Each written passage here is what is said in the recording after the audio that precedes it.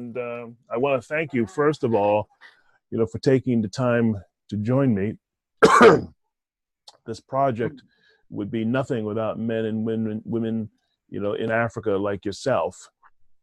We don't have to, start right away, but I was wondering if maybe you had any questions that you wanted to ask me to sort of acquaint yourself with me before we began, or if there's anything you want me to know before we begin formally interviewing and just talking, because what I want to do is, allow you to do most of the talking, really, because once, we start, once we get to the interview portion where, we're just sort of going back and forth about issues in Ghana.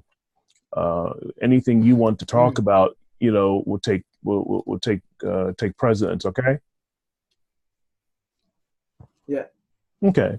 So Simon, I mean, to be honest with you, go ahead. As we talked about, I want us to be able to record this so I can put it online as well. But I've never used this tool before, so That's I don't know where the recording. Yeah. How does it work? I since I'm the host, I'm doing the recording. So what Yes. in fact, Great. the device is actually recording right now. But what I'll do is when we're done interviewing, I'll email you the entire audio, the entire video, and then you can do whatever you want with your version. And eventually, lovely. when the film is made, of course, I mean, you're more than welcome to it. When the film is finally made, I will edit, everything together, because I talk to a lot of people, and a lot of people, some of them ramble, and some of them are hard to hear, and some of them don't have anything to say. So I'll be editing together as much of the good information or the useful information as possible. So we can begin, whenever you're ready. First of all, Simon, what is your last name? How do I pronounce your last name? It's Opoku-Amankwah. Opoku-Amankwah. Did I get it at least half right? Okay, fair enough. No, you got it all right. Got it all right. Well, that's great. Right. Thank you, brother. I appreciate that. I remember listening. I mean, we can start now, and then I'll just edit everything out or in later on. I think that would be best. Yeah, if you do it that way, I think that would be very natural. That's fine. Thank you. Tell me, Simon, I saw one of your videos recently where you were talking about the right of abode and the right of return. Could you elaborate a little more on that particular new policy and what people would need to know as African Americans or Africans in the diaspora to make use of that new policy for Ghana? So the right of abode, it's not a new law or a new policy per se. It was passed in the early part of 2000 by a couple of presidents ago. And so it gave opportunities to not only African Americans, but Ghanaians who have taken up other naturalization in other countries, such that they have lost their Ghanaian citizenship. So this right of abode law actually came in force so that people can return and then go through a process where they would be able to take up their Ghanaian citizenship and be like Ghanaians. And so you have these two groups of people, Ghanaians who possibly hold passports from other countries, and then there were these Africans in the diaspora. And to be honest with you, that alone, that word Africans in diaspora is actually questions are being raised on it, as in, who is an African? You understand? Who is an African? And so there is a bit of tussle on that aspect of that law. However, what it does is giving people the opportunity for them to be able to come and stay in Ghana, be Ghanaians, do whatever they want to do, whether it's business, whether it's just taking up the citizenship and then going and coming, whatever you want to do. So that is the basics of the right of abode law.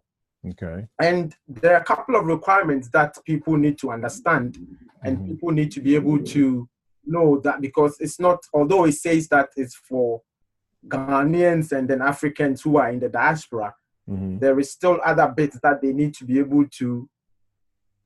It's a requirement that is asked of you, because one way or the other, even though you want to come to Ghana, you'd have to come to Ghana and bring something back to Ghana.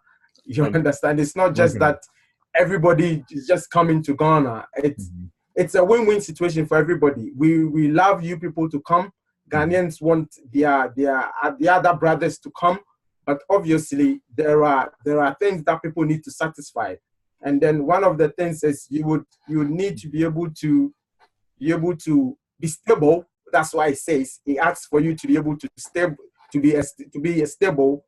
What I think that is asking for is asking for people who have got some form of, whether it's qualification or is some form of a job which they already do already. And so that's one aspect of it.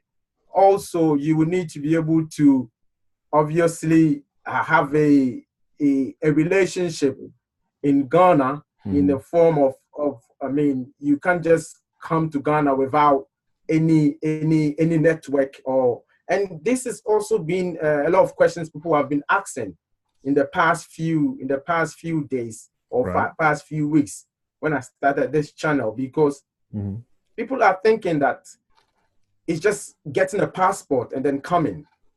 But you need to be very, very clear. And I think this is going to be helpful to a lot of people, because you can't just get a passport and then come to Ghana if you haven't gotten a lot of foundation as to what is it that you really want to come and do, who is hosting you, where are you going to live, and so that aspect of things needs to be very, very well planned.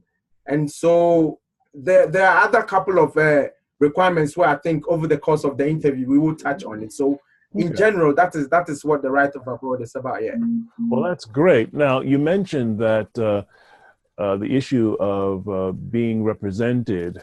Do you need a letter or some kind of document from a citizen of Ghana saying, "Hi, I'm inviting you to come and live in Ghana," for example? Would something like that be one of the prerequisites for an African American like myself? So I mean, so they have it's asked for a letter of sponsorship from an associate or from somebody in Ghana, obviously. And so it's something that needs to be looked at. And there's another thing that I think we also need to be aware that since this law has passed, there has been a lot of information, whether it's online or so. Just as we were going to do this interview, I wanted to pull out the sort of the Ghana immigration law and specifically sort of read exactly what it says, so that it would be very much important for us to know what the law says and what the law requires.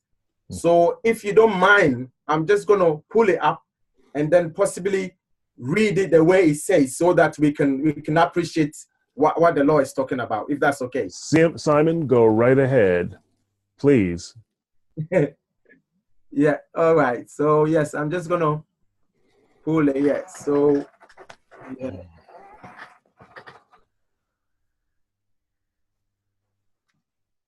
Yeah, so I mean, it's an immigration law, and the act is 2000 Act. Now it's 573. That's the Ghana law, and then basically it talks about the Ghanaian who is a Ghanaian national, and then it talks about a person of the African descent. So that is the number B.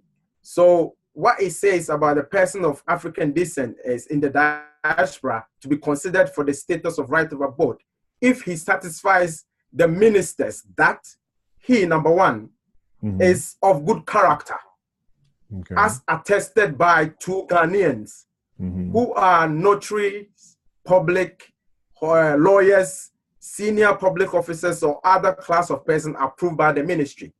So if they say now you want to come to Ghana and apply for the right of abode, you would need a sort of a Ghanaian who has been, if I can say, if it's been approved by the Ghanaian government or it's been approved by the Ministry of Interior, for that person to be able to attest that you are of a good character. Okay. Now, how do you, as somebody who hasn't been in Ghana before, get through such a hurdle? Yes. And so, certainly, that is going to be, that is going to be something that people will be talking about, asking questions that I am in the United States, I mean, wherever I am, I don't know these guys. How is this going to be possible for me to be able to prove that I am of good character? So what I'm hoping for and what I'm thinking is, these guys are certainly people who are in the public domain, so they are lawyers and public figures, and so, and definitely wherever you are in the United States, there are records, and there are things that we know, that there's credit checks, there's criminal records bureau, there's a lot of things that we could be able to get that information from. So that is going to be a burden for the Ghanaian authorities who need to attest for these guys. I hope you're with me. And so, although it's something that we need to work through, that is what the law says, and that is what I think people need to be aware, that you will need somebody to sort of say that you are of good character, and we hope that that process would be easy. Okay. And then it says that that person should have independent means. You need to be independent. And so you may say it's vague, but my understanding of independent is you should be somebody who can take care of yourself, both financially, emotionally, physically, and you should be able to be ready to take up employment. You see, so if you go onto my YouTube page and the pages that I've put video on, there are people asking so much questions, and somebody actually asked a question that, do we do things like food stamps? Do we do things like our social system? And so, and I had to tell him that, Ghana is not like that. Our social system hasn't developed such much in the UK, Europe, or America, whereby people are enjoying social benefits. So the benefit system is not like in the US. And so this independent bit is basically, I think it's talking about economic independence, where you don't have to come and then thinking that you're going to live off the government or come, because there's no place for that. And so that is what we need to understand. And the next one, it says that it is in the opinion of the minister capable of making a substantial contribution to the development of Ghana. And so whoever is wanting to come to Ghana, we are hoping that you can contribute to Ghana's development whichever way. And there are so many opportunities which I think we're going to go through.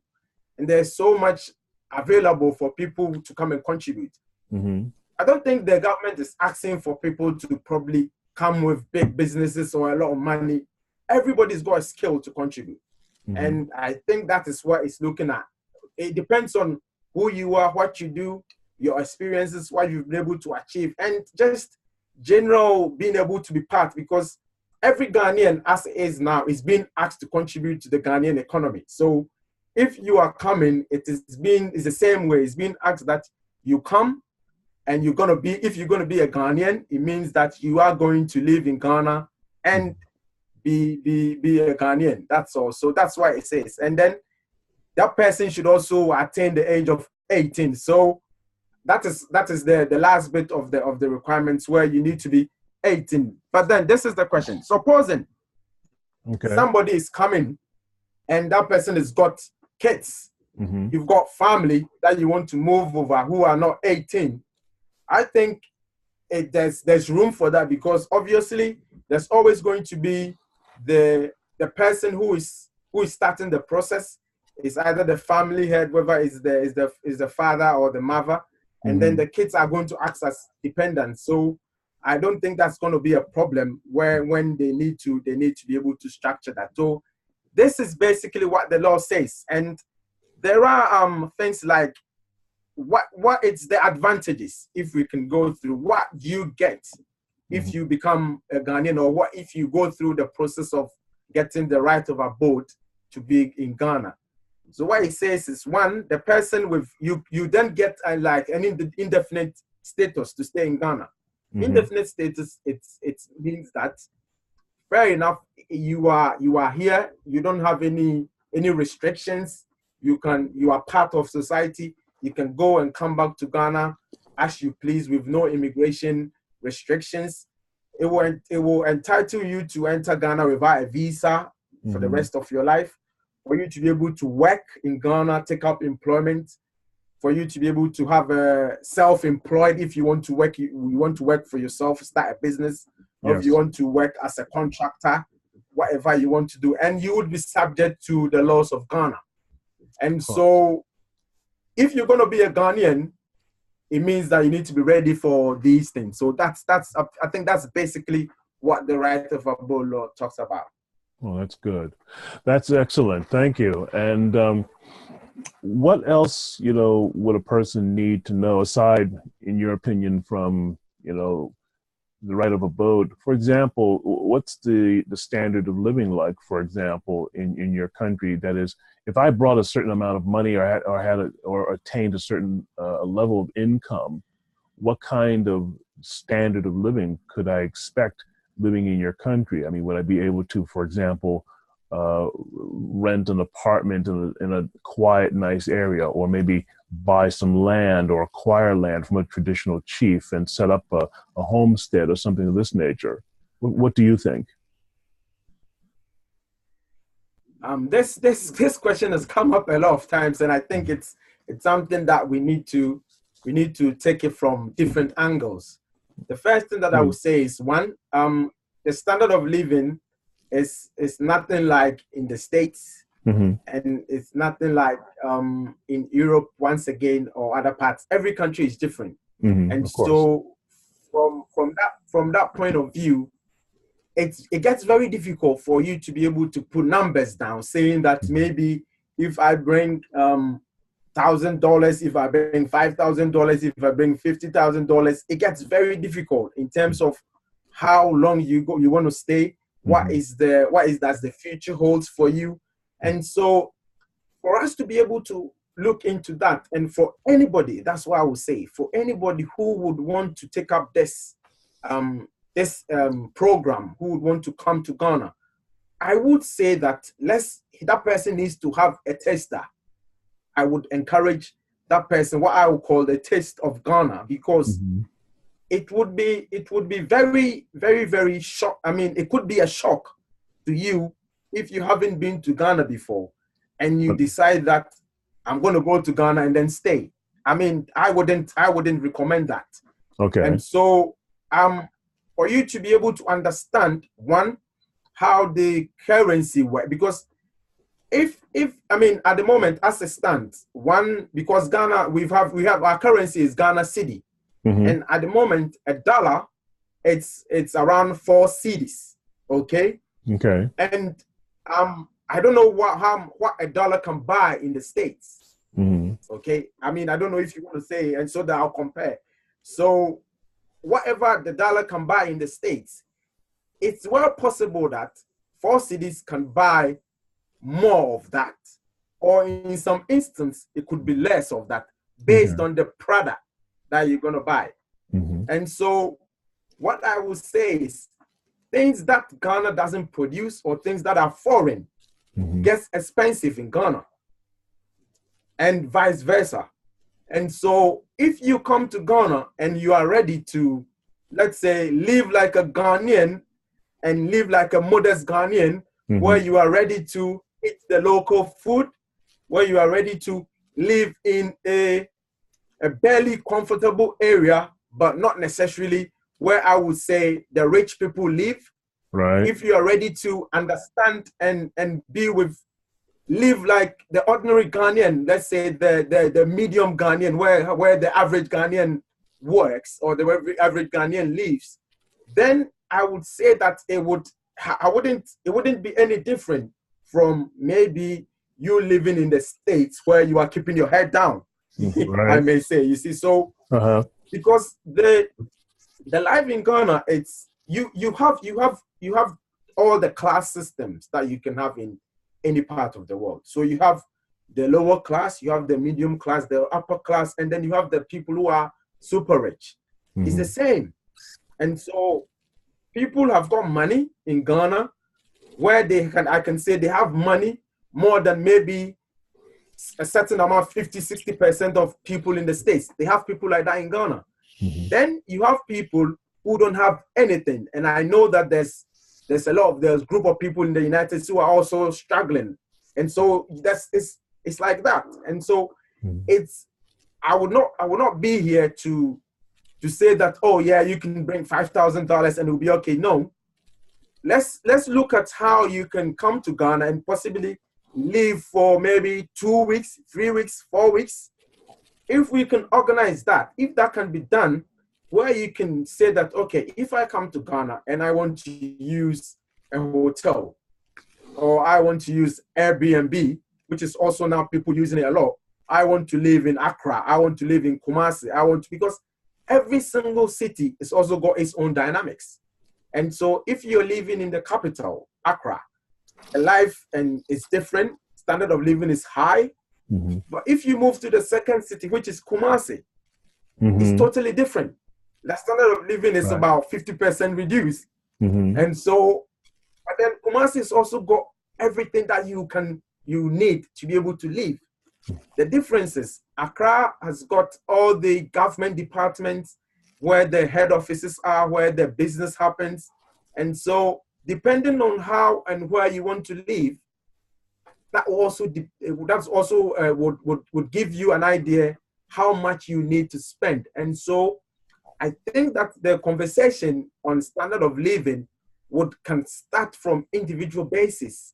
Mm-hmm. And it can actually be relevant when you've gone to have a taster. I think that is where we need to start, because I've seen that a lot of people are giving advice on YouTube, on Facebook, telling people, oh, I went to the States, I had $5,000, I went to Ghana, I had $1,000, I went here, and I wouldn't be the person doing that, because lifestyles are different.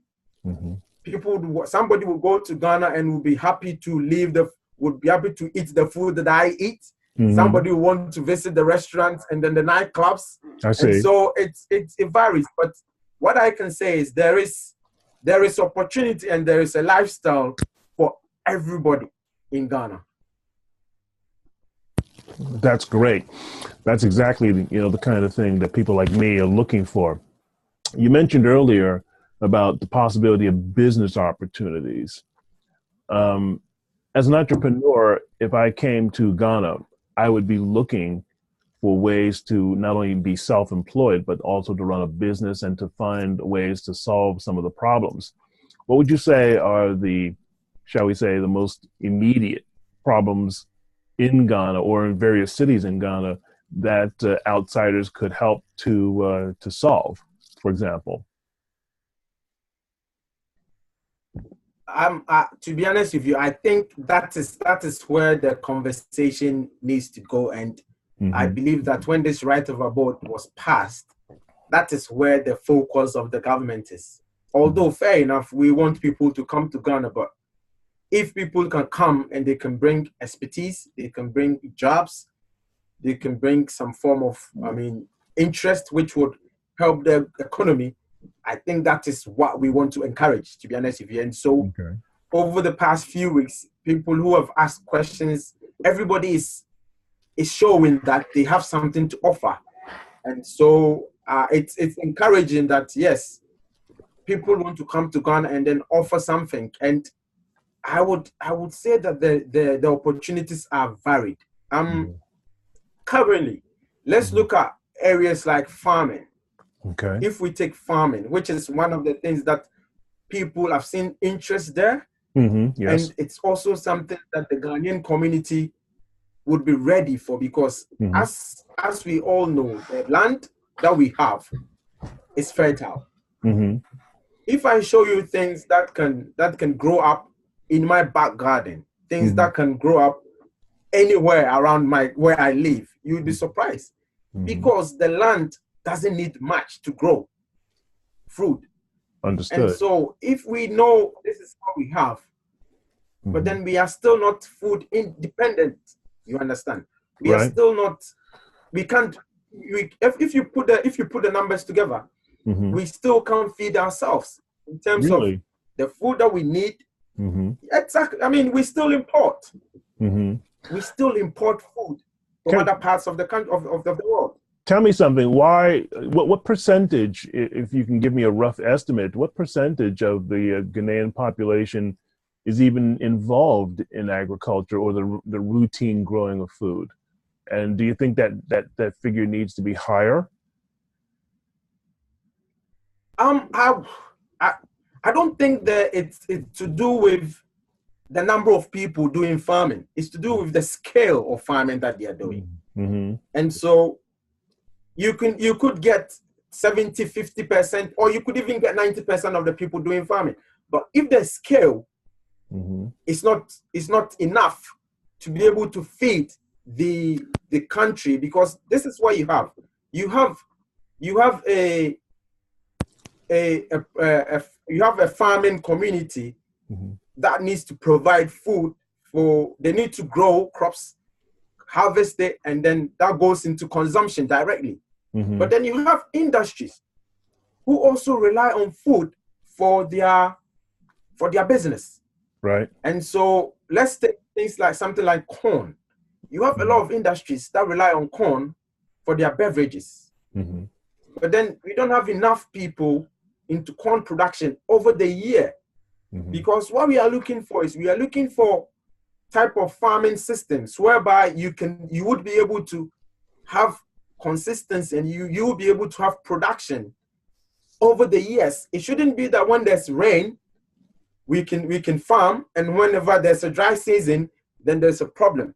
And so the conversation is to do with farming systems and the commercial basis of what we can grow, what we will be able to get for people to consume, and then how we can then channel more into industries. Because what farming does is, just doing farming then brings another type of business, which is the manufacturing side of whether you're going to move into food processing, whether you're going to move into drinks, beverages. Right. And so you realize that it's also another aspect of business that can come up. Apart from that, then you have the logistics side of farming, where people can go into setting up logistics companies, setting up transport companies, tracking companies that will move these products and these crops from the farm areas right into the consumer areas, or right into the production areas. And I think that's also another business that people are not exploring. And I believe I've done a video on it before. What is happening is you have people doing logistics and transport businesses. But what happens is every single year, Ghana loses a lot of food based on just harvesting. And by the time it gets to the consumption point, about 30% food is gone to waste. All because packaging is a problem. Storage is a problem. Transportation is a challenge. What we are saying is, supposing we can bring this 30% that is going to waste back into consumption, it means that already we will helping ourselves by being food independent, because at the moment these percentages is going across various types of food. You're talking about corn, you're talking about cowpeas, you're talking about mangoes, you're talking about tomatoes. There's a lot of food products that goes to waste just because by the time it is harvested and by the time it gets to the consumption part, there's a lot of food that's going to waste. And there are a lot of pictures around. There's a lot of pictures you can see online. There's a lot of pictures that sometimes it gets sad because this is food that could be turned into good use. And so if people can invest into food processing, if people can invest into storage facilities, because there is a whole life cycle of one particular food. And if you can see if you take a particular food product and see how it can go through the system. Mm-hmm. And then at the end of the day, then we should have a form of plants that can channel or that can move these food waste into other form of renewable energy and other forms of production, which can also be helpful. So just taking agriculture and food, this is how far we can go. Let's come to services, or let's come to other soft skills that people have. Mm-hmm. Education. There is a lot of gap in terms of people who are willing to come and teach, or people who are willing to come and offer their services and their skills in terms of academics and education. Mm-hmm. And so, yes, people who are teachers or people who are sort of tutors in any subject, I think that there's a possibility of that. I think people can actually come, and one of the things I've done before was I was talking about people who can come and set up things like let's say creche or nurseries, just helping nursery and children who are growing up. And it's something that goes very well over time. You realize that you start getting more people, you set up, people are coming as they grow, you start introducing, and it's all about getting the right licensing to do that, getting the right approval from the Ministry of Education to set up. And so there's a lot of opportunities on that side. Let's look at consulting for people who are into business and all that. Ghana is growing, businesses are coming. And so if you are somebody who is interested in offering your services on that angle, the financial sector is booming, the communication sector is good. People who want to come and invest in communication, IT, there's potential, to be honest with you. And is I always say that is the last continent that is left, to be honest with you. This is where and so if you look at what's going on, if you sit in a plane now and you're going to Ghana, you realize that if you're Ghanaian, you might be the minority in that plane. There is a lot of foreigners going to Ghana because they've seen the potential. They've seen that this is a country where, I mean, just look at the population of Africa at the moment. Yes. More than 50% are under 40. Yes. What that is saying is, if you get into a business with somebody, and I had a conversation with a gentleman, and he just made it so clear with me. If you have a business with somebody now, let's say somebody like myself, it means that for the next 30 to 40 years, we are going to be in business, provided I'm still alive. God bless. Yes. You understand? So Gotcha. you have a young population who are ready and who are eager to work. And so it's just bright, and it just makes sense that people who are willing to come to Ghana for business, just knowing that, yes, there are going to be challenges, which I hope we're going to talk about, but in the end, this is the time. This is the time you have to be able to come and see what is there and see how you can also get in. Oh, that's good. Suppose I decided I wanted to come to Ghana and I know nothing about farming, for example. Would I be able to, partner with someone who owns land, or a traditional chief, or someone, and start a farm, maybe start a small scale farm, and then work up as opportunity and income allowed in order to provide food for the local population and possibly even for export? Do you think that kind of opportunity, that kind of dynamic exists for someone who just wants to get away from where they are and start afresh with maybe limited skill sets, who's willing to work hard and learn from the locals instead of coming and saying, hi, I'm here, I know everything, but someone who's willing to be humble and come and get their hands dirty and maybe start something from scratch? Is that kind of potential?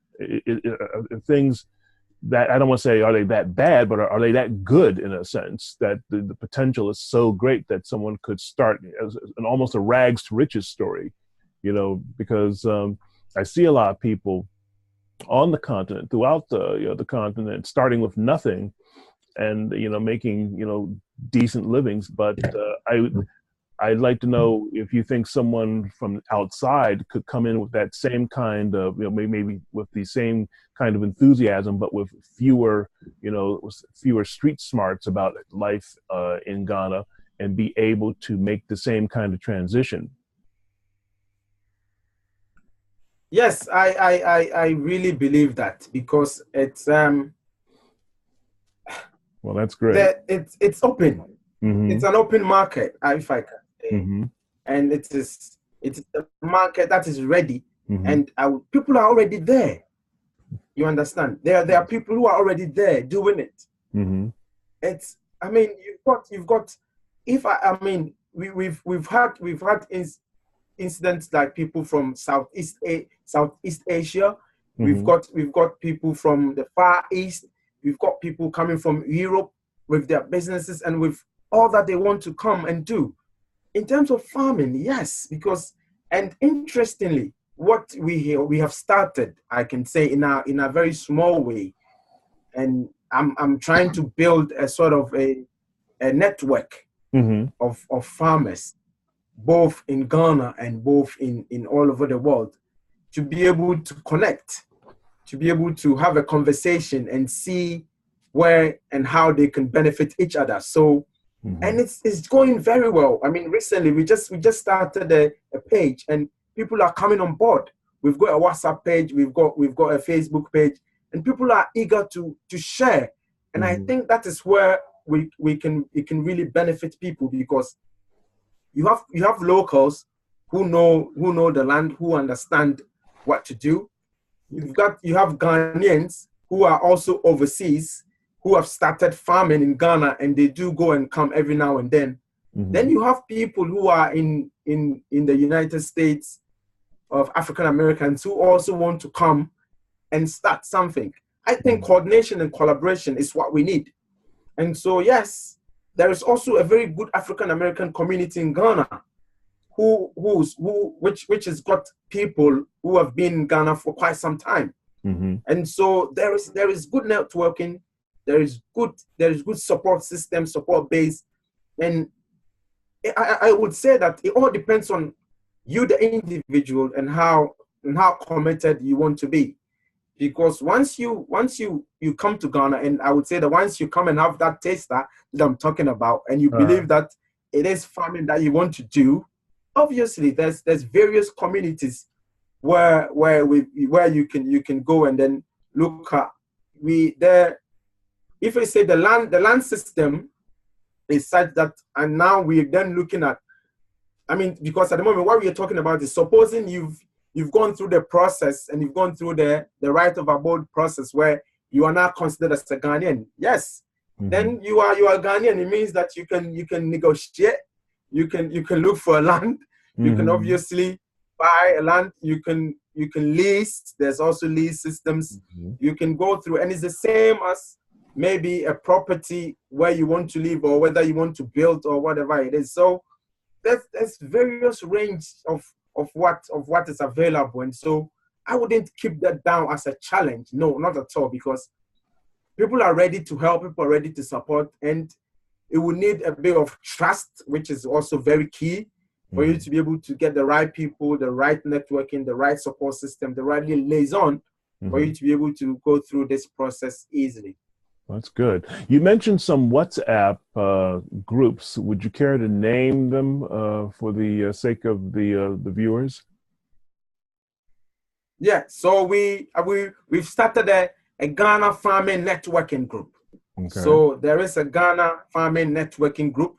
It's on WhatsApp, and we've got WhatsApp. There's I will share the number.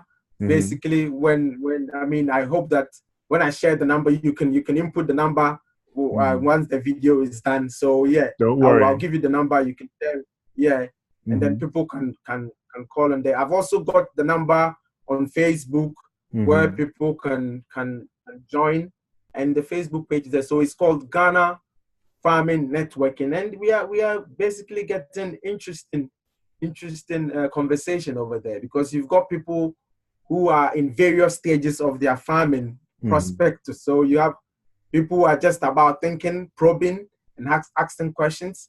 You've got people who are just about buying land. You have people who have actually started. Interestingly, I started when I started this channel. I had started having a conversation with a Ghanaian who was living in the United States, and he had started a farming business in Ghana. He actually started a farm in Ghana, and throughout our conversation, I decided to talk to him. We started sort of supporting him on various aspects, and as we speak, he's in Ghana, in Volta region, and his farm is started, and he harvested his first corn, which is really interesting. So the prospects are bright, and so people should not be so worried about what is coming. Yeah. Okay, well, that's great. So if someone like myself who knows nothing about farming, they could go to your WhatsApp group and at least begin to probe the various questions and make the kinds of network connections that they might need, even if they're not sure which way they want to go. A lot of African Americans, spend a lot of time looking here and looking there. They don't quite know what they want, because in reality, life in America is not as great for them as it appears to be from the outside. If you're an African and you're looking at African Americans, things aren't all that great. I mean, there's new outrages every single day in the United States, and a lot of African Americans are looking around and they don't quite know what they want. So it sounds to me as if one of the places they might want to start is your group or your groups. And I will certainly, pass along the information about your groups in this film. Of course, they'll be there in the credits at the end of the film, and they'll be in any YouTube videos, that I make about this particular segment. I make like a 10-minute segment or 5-minute segment about this, and put it up later this week. And if someone is going to, make that transition, would they need, aside from just the a letter of introduction or the good word, would they need any legal services besides, getting, say, a letter from, a traditional chief or a friend or even a relative in Ghana? Are there any legal hurdles beyond the ones you've already described that they should come prepared to pay for in order to begin to make the transition? Because once people see this film and they start, their mind cracks open and they start thinking, a lot of people who see it are going to start wanting to get into the process. So should people be preparing to lay down, a few dollars, for example, for legal services? Or is this the sort of thing that can be done purely by the methods you've described without having to go to court, for example? Yeah, so interestingly, I started looking up online, looking for the fees, because this is going to attract some form of fee from the Ghana Immigration Service. Right. What I haven't seen is there are a lot of fees with regards to if somebody wants to come as a visitor in Ghana, if somebody wants to come or if maybe the person is got employment and coming to stay with work. So there are a couple of fees, and I think maybe after this video, I will send it to you for you to look at it and see where you can fit it somewhere. Okay. And so those fees are there once you have to buy the application forms and then go through the process. Okay. I believe that the Ghanaian embassies would be very key in this process, because I'm not expecting anybody to come to Ghana then start the process. Right. And so what I'm hoping for is yes, and I know that the Ghana embassy in the United States is in DC, and so people would have to start making contact. That should be the first point of contact, because yes, we are here trying to give people information, but all that we are trying to do is there are official lines where they would have to speak to people, and then they will, because it could well be that because this law was passed in 2000, it could well be that because the government is trying to push this agenda, and when the president was making the declaration, what he said was the government is going to make it easier for people to acquire visas. I don't know what that means. It would well be that now maybe the process is going to change. It could well be that now they're going to add other elements that will make it well easier for people who want to come.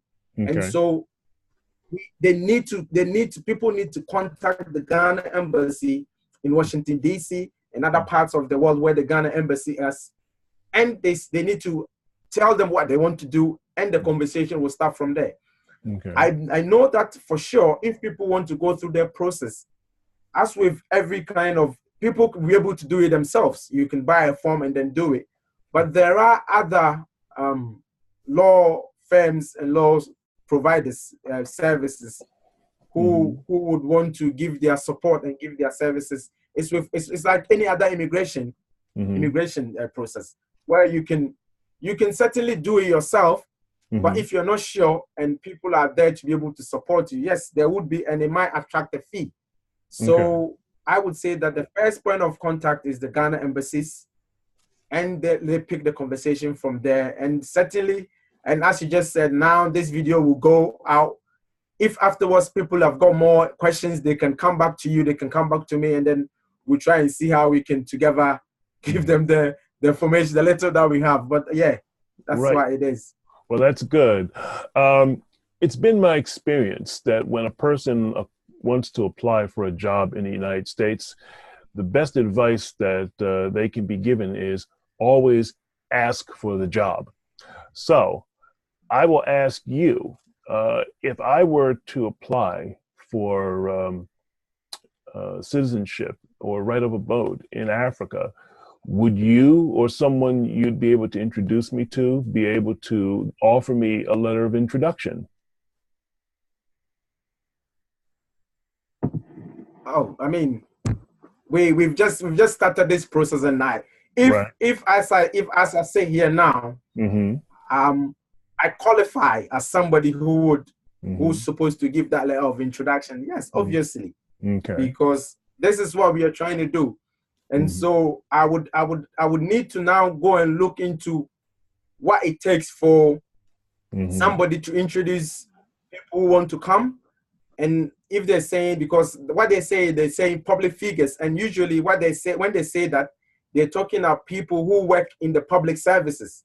So they're talking for like people like doctors, lawyers, nurses, people who can, let's say, be traced in terms of the government departments. They would have a sort of a history with the government work. So yes, I don't think that will be a problem when it comes to the introduction bit.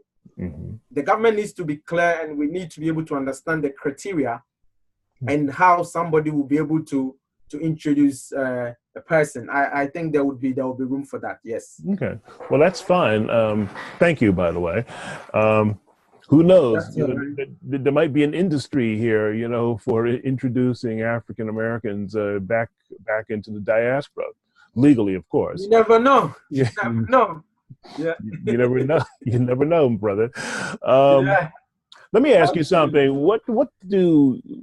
How do Ghanaians, from your perspective, even feel about African Americans or any foreigners, from the diaspora coming back to their country and living in their neighborhoods and buying their land or partnering with their traditional chiefs and just sort of moving in?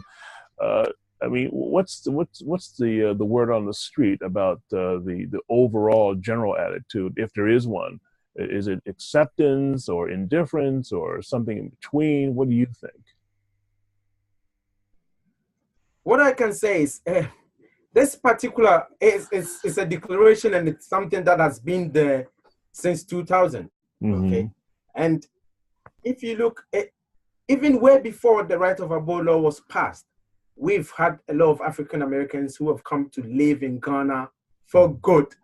I remember when I was a child, I've seen people who are living, and sometimes you realize that they speak the language that you don't speak, and so we've seen African Americans for years, and so it's not going to be a surprise. It's not something that people are frowning on, because in the end, Ghana is a society that is very well.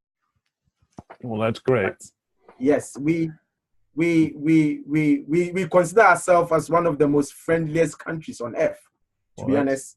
That's and good. We've enjoyed a lot of peace over a long period of time. So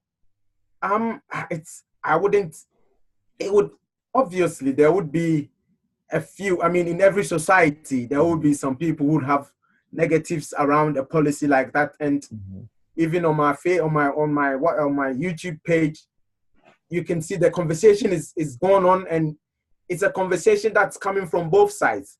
There are people, African Americans in the United States, who are not happy, who don't even like this declaration. And I'm saying that this is an individual and a personal decision. Nobody is being forced to take up this right of abode. It's just an opportunity for you to just take up another citizenship, or to be able to be part of another culture and another society. That could only benefit you. It doesn't mean you are going to lose your United States or your American citizenship. I don't think so. And so if you want to come, I believe that majority of Ghanaians we wouldn't even realize, because we currently, as we live, we have people from different parts of the world who are working, who are here. We've got people who are actually started their business for the past 50, 60 years in Ghana. People have lived in Ghana, and they are not Ghanaians, but we have third generation foreigners who are now living in Ghana, and some of them now speak the Ghanaian languages. You can see they might not look like you, but you are with them and they understand whatever you are saying. So it's a society that's been ready for a very long time. What this is trying to do is trying to bring people who actually are just like us into our fold, and I don't see why there's going to be any problem. So yes, I think you would be comfortable if you're ready to live as the way Ghanaians live, if you're ready to help build the community, if you're ready to just be yourself and just come. There's a lot, and I keep saying there's an African American community in Ghana who are living as Ghanaians, who are living in the coast, who are living down in some of the farm areas, and I can only say that they are happy. Every time you speak to them or you see them, you can see the freedom that they are enjoying, and it's one of the things that Ghana has got to offer. I mean, when I was growing up, I can see there's this freedom, there's this natural air that you breathe, there's this environment where it's a community based, everybody is each other's keeper. I mean, we've enjoyed this community bonding for so long, and I think that it could only be positive for African Americans if they are ready to take up this program. Well, I can think of a lot of African Americans who I've talked to, who I've overheard talking on trains, talking about, things, are not so good for their lives. And those questions that you got earlier on your news feed about food stamps and things like that, I think I've tackled some of that myself in some of my own films, in my Africa Open for Business series. But I think there are a lot of African Americans who are looking for something, they know not what, and they would probably be very happy at, if at first, but certainly over time, to free themselves of the shackles of racism and perhaps accept a more natural way of living instead of living by the false standards of the West, where even the poorest person in some cases, has a dog they can walk, or a plasma TV, or living on the dole from the government, which is completely unnatural. I've told people before, to my knowledge, there's no welfare state in any African country. Speaking of which, before we conclude, at least for this segment, can you suggest, to your knowledge, if there are any other African countries near or afield from Ghana that are offering similar programs related to the right of return or the right of abode, to your knowledge? Yeah, I mean, to be honest, Ghana is the first country that's doing this, okay. And I think it's going to be something that other countries might look at it. Okay. And I mean, it's not a surprise, to be honest with you, Ghana being the first sub-Saharan country to get independence. Right. And so for us, we started attracting African Americans and people from the diaspora since the 50s, and it has continued. So there is a very good bond between Ghanaians and African American communities. And if you have conversations, you've got people who have actually been able to trace their DNA and their ancestry way back to where I come from. And I had a conversation with somebody a couple of days ago, and he's African American, and he was saying that I should look at his head shape. He's an Ashanti, and I say, yeah, I wouldn't doubt that you can pass as an Ashanti because you look just like me. So yeah, it's very interesting. But I mean, other countries will pick it up, I hope. And there's not a lot of difference, especially within the West African region, where most of us eat the same kind of food. We might not speak the same language, but our cultures intertwine, and it will be interesting to see how this goes and how people take it up. I'm going to say that there's going to be challenges. Nobody says it's just going to be a smooth ride. Obviously, right? It's like even if somebody move from Africa or move from a very, should I say, poor background or poor society and goes to the Western world where everything should be there.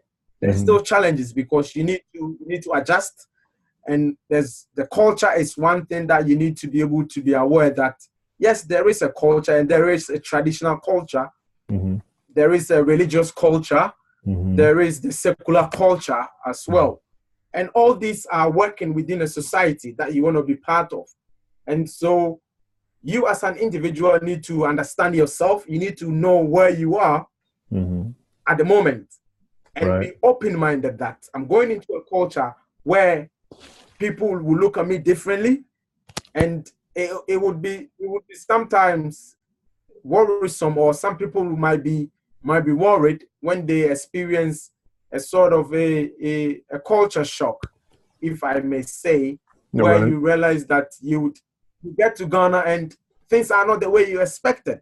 And so I'll go back to my taster days that yes, people need to have a taste of Ghana first. And so yes, it's interesting, but with people, somebody spoke to me about and asking questions about the medical sector. I mean, how is the Ghana medical system like? And I said, we are there, we were all born there, we've lived there, we all go through the medical system. But it's not like the United States. And so the government is trying, we are trying to make it better. People it could be better than the way it is. But that is how society is, and this is what it is. You have medical facilities that you might say it's not good enough, but then you also have others which are really good.